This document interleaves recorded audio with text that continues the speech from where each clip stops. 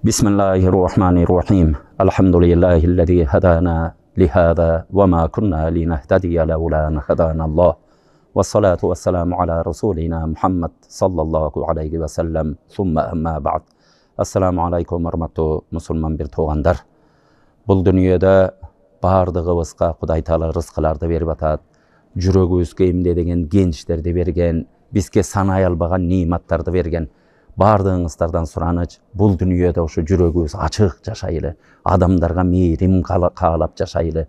Колубузда мүмкүнчүлүгүбүз болсо, жетим жесирдин башынан сылайлы, бири-бирибизге жардам берели, тапкан дүйнөбүздү ата-энебизди ыраазы кылалы, бир туугандарды дасторконго чакыралы, кошуна колоң менен катыш кылалы, адал нерселерге иштетип, бир жоомарт бололу, урматтуу бир туугандар.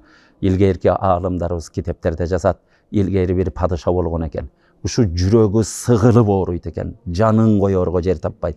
Ошондо дүйнөдөгү мен деген табыптарды алып келет. Эч ким анын дабаасын таба албай коет. Ошол учурда дагы бир табып келет. О падышам, сага бир гана дары бар дейт экен. Ал кайсы дары деп агы жүрөгүнөн сыгылган падыша ошенткенде, сен 16-17 жашар ушундай сулуу бир жигитти союп ошонун канын ичишиң керек. Багы таң калат экен. Анан казысына кайрылат экен. Казы мага табып ушинтип айтып атат, ушу нерсени кылсам болобу? Казы дагы падышанын айбатынан коркуп, о казым, о падышам, сен ушунча мамлекеттин падышасысың, сага бир жигиттин каны эмне болуп калыптыр, ичсең болот деп фатваны даярдап берет экен. Ошол учурларда фатва даяр, анан жигит тапкыла, ушу табып сүрөттөгөндөй жигит тапкыла деп издетип, баягындай ушундай сулуу, жылдыздуу бир жигитти, 17 жашар жигитти алып келишет экен. Алып келгенде ата-энеси барбы? Ата-энеси кедей кембагал бечара ата-энесин алып келдирет. Хан сарайга кирип жүрөгү түшкөн ата-эне ошентип чөгөлөп отуруп берет. Ошондо атасынын астына бир кап алтын, энесинин астына бир кап алтын берип туруп, ушу балаңарды мен соёюн дедим. Ошонун канын ичпесем айыкпайт экенмин дегенде, багы ата-эне бир чети падышанын айбаты, экинчи чети астындагы кап бир кап толо алтынга болгон сүйүү, о падышам, биз макулбуз деп зыркырап макул болуп аларга айтат экен.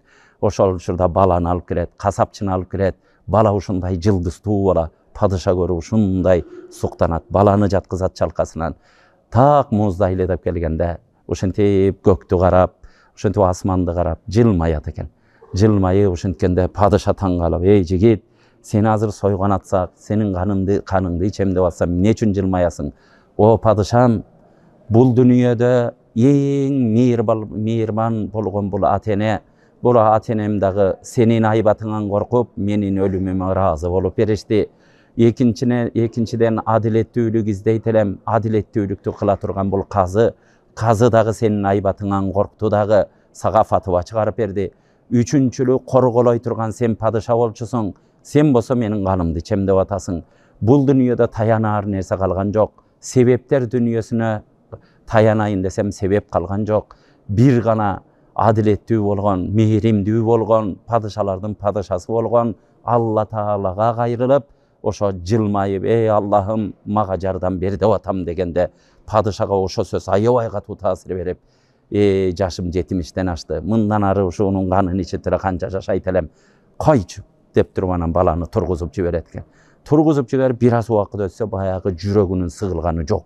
Жүрөгүнө ургулап көрөт, башка кылып көрөт, эч оору жок болуп кетет экен. Ошондо табыпты чакырып, эй табып, ушу жылдар ушинтип кыжаалат кылган оору жок болуп кетти. Мунун себеби эмне дегенде, эй падышам, себеби ушул болчу. Сен бир гана алганды билет элең, эч убакытта бергенди билбейт элең. Сен адамдарга жоомарт, марттык эч кылбайт элең. Азыр жаның сыгылган учурларда ушу нерсени мен ойлоп таптым. Жанагы кембагал ата-энесине байкуштарга бир кап алтындан бердиң. Андан кийин өлүм астында жатып ушундай коркунучта жаткан жигитке жоомарттык кылып кайра өмүрүн бердиң. Ошон үчүн Алла Таала бу сага бир шифа берди деген экен. Урматтуу бир туугандар, бардыгыбыз бул нерселерден үлгү алалы. Жашообузда бирөөлөргө жардам берели. Пайгамбар саллаллаху алейхи ва саллям хассину амвалакум биз-зака даву мардакум bis-sadaqa.